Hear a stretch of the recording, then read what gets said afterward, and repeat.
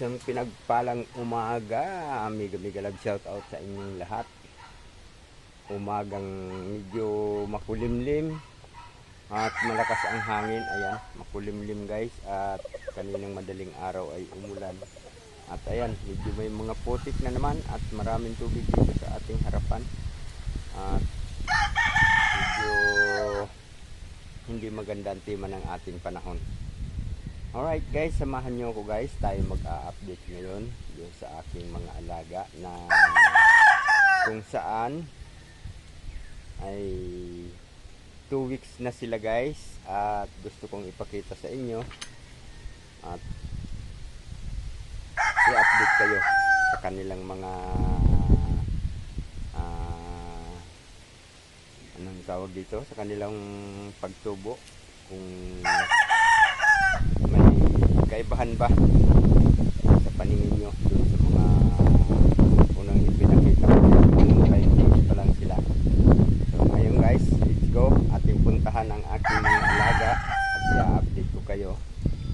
Ngayon ay ating silang sitahin. Let's go. At naandito guys yung ating mga sisiw na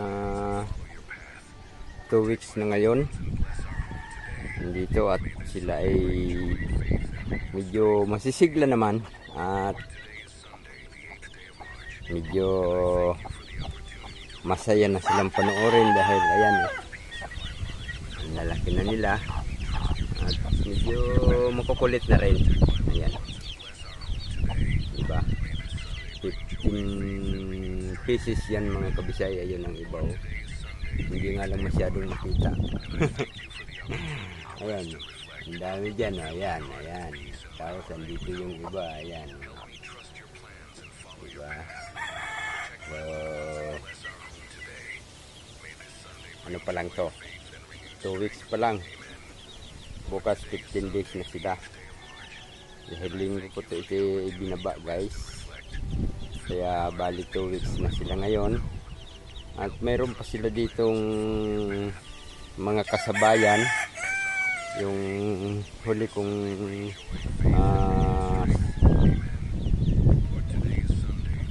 binaba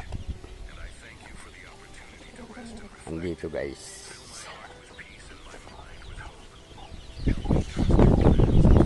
Ayan o. Nagtatago sa inahin. Uy, labas kayo, labas, labas, labas. Bale, hindi pa ito mas magulang dito yung una kong ipinakita sa inyo guys. Ito ay nasa 13 days pa lang ating buksan para makita silang lahat. Ayan sila guys, oh. 13 pieces na lang ito guys dahil namatay na yung iba, namatayan siya. Hindi kasi maganda yung ng inahin dahil medyo malikot. Pag binigyan mo ng pagkain, hinahalukay niya ng hinahalukay yung kaya yung ibang sisiw nasasaktan. At mayroon pang dalawang ayun, maliit. Sana hindi sila masyadong maapektuhan, pero maliit itong dalawang itong isang itim at isang puti. Medyo maano sila, mababansot dahil isa rin yan sa niya nung kanyang hinahalukay ang pakakanan. Hindi ko pa siya tinalian, pero baka hindi naman mawala. Pero 5 na, ang 4 pala ang nawawala na dito mga kabisay, kaya 13 pieces na lang yan. 16 pieces. Nung nasa pugaran pa siya, may namatay ng isa. Tapos pagbaba niya rito, ayan, may namatay na naman na 4. Kaya yan, 13 pieces na lang yan. Ayan. Nakakatuwa na guys, no?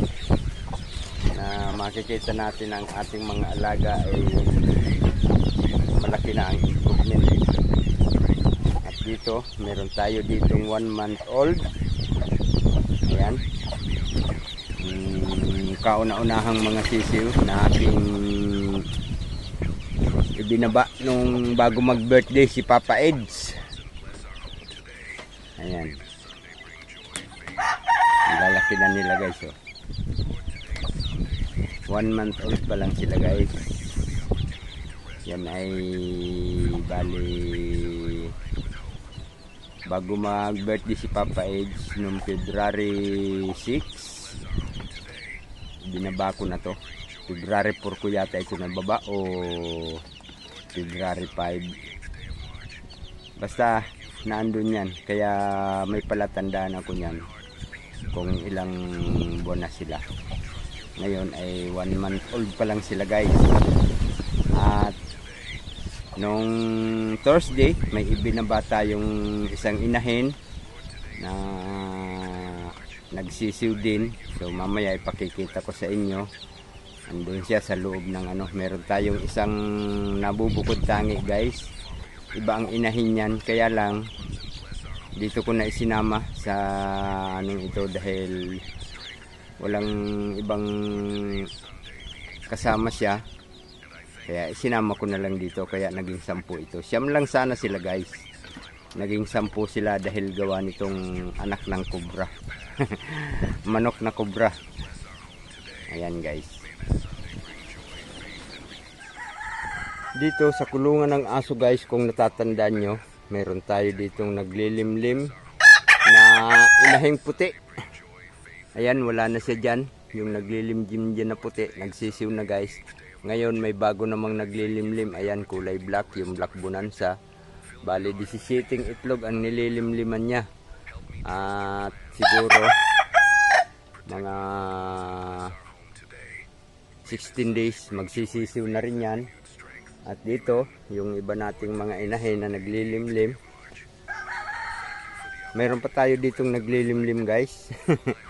Bali 2 inahin pa tong naglilimlim natin dito dahil pinaltan ko yung mga itlog nila, kaya sila ngayon ang naglimlim ng mga itlog na hindi nasisiw. Ito guys, itong inahin na to, may sisiw itong isa. Ayun, isinama ko na lang doon sa kay Rex. Ayan, naglilimlim siya. At dito, mayroon ding isang naglilimlim. Ayan. Bali, sarili niyang itlog yan. Nililimliman niyang yan. Siguro mga ilang araw na lang, magsisisiw na rin yan. At i-update ko rin kayo. At ito siguro matagal-tagal pa. Baka mauna lang ito ng kaunti doon sa Black Bonanza. Dito sa may malapit sa aking tulugan guys, merong isang inahin din na ang sisiw niya ay 7 lang. Kaya ang nangyari, doon ko naman ilagay sa white roe balls ang kanyang sisiw. Pinaltan ko rin yung itlog niya at ayan, naglilimlim siya. Meron siyang panibagong itlog dyan na nililimliman. Kasi yung itlog yan ng isang Black Bonanza na hindi naglimlim, kaya siya naman ang ipinalit ko dyan. So, siguro mga 9 days na lang, magsisisiw na yan. Kaya, abang-abangan nyo na lang at ipapakita ko rin ulit sa inyo. At doon guys, sa loob ng turel, doon sa may mga pinagkulungan ko ng pato, andun ko inilagay yung aking isang inahin, yung isang white roe balls na nagsisiw na rin, yung doon sa may ibabaw ng kulungan ng aso. At kung matatandaan nyo, pinakikita ko naman yun sa inyo. Ngayon andito na siya at may sisiw na siyang 10 piraso. 17 ang itlog niya guys, pero 10 lang ang nasisiw niya. Ayan, 4 days pa lang siya dahil nung Thursday ko siya binaba. At sa awa ng Diyos, masisigla naman ang kanyang mga sisiw.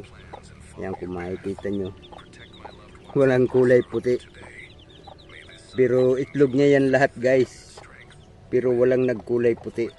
Ayan, paglaki ng mga yan, puro yan mga ibang kulay, hindi kulay puti yan. Dahil yung tatay niya ay malakas ang dugo, kaya doon nagmana lahat. Ayan. Ang dami na nila guys, di ba?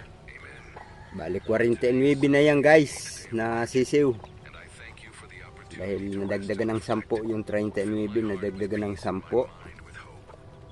At namatayan tayo ng 5, dapat 50 na yan mahigit. Kaso may namatay. Kaya yan. Bali 49 lang muna sila. Dadagdagan na lang natin pag nagsisiw yung iba. At ayan ang aking mga alagang pato na andito guys. So i-update ko na kayo sa mga kalagayan ng aking alaga dito sa bahay ni JP Alivio. Ayan, nandiyan sa ilalim ng ayan. Shout out kay Ma'am Liway. Ito yung pato mo, malalaki na. Namatay nga lang yung isa guys dahil na kagat siguro ng ahas. At siguro tatanggalin ko ang ibang mga ano dito. Sila lang talagang pagagalagalain ko dito dahil malapit ng mangitlog ito guys. Ayan. Siguro mga 1 buwan pa mangingitlog na yan dahil halatang halata na yung barako. Nagbabarako na talaga. So ayan guys, at nakapag-update na tayo sa ating mga kaganapan dito sa paligid ng bahay ni JP Alivio Vlog about sa aking mga alaga. At naandito naman ako gumagawa palagi at hindi ko naman sila may sama sa aking pag-update dito sa aking trabaho, pero may time tayo na i-update sila dahil itong ginagawa ko dito guys. Dito muna ako nagpupukus para makumpleto na ito. Ayan. At doon sa bandang loob marami na rin tayong nahukay doon sa pinakagarahe ng sasakyan ni JP Alivio. Dito gagarahe ang sasakyan ni JP Alivio guys. At maraming salamat sa inyong lahat guys na nakarating na naman kayo sa dulo ng aking video. Salamat sa inyong pagsama sa akin sa pag-update ko sa inyo ng mga alaga ko. At siyempre maraming salamat dyan kay Ma'am Nancy Chin. Maraming salamat Ma'am Nancy sa palagi mong pagbibigay ng biyaya. At siyempre nagpapasalamat din ako kay Ann Ramirez Hiner at kay Maya Vlog na palagi rin nakasuporta. So maraming salamat sa inyong mga palagi ang suporta guys. Hindi man tayo palaging nakakapag-update sa aking mga alaga, pero andito naman tayo araw-araw na nagbibigay ng detalye sa aking trabaho. Alright guys, mega love shout out sa inyong lahat. Maraming salamat sa mga kayo naroon sa sulok ng ating mundo. Sana naandyan kayo sa mabuting kalagayan at patuloy na pinapatnubayan ng ating poong may kapal sa anumang mga kaganapan sa buhay at palaging ligtas sa anumang sakuna ng mga kapahamakan. So maraming salamat guys. Mega love shout out. God bless us. Alright, babus.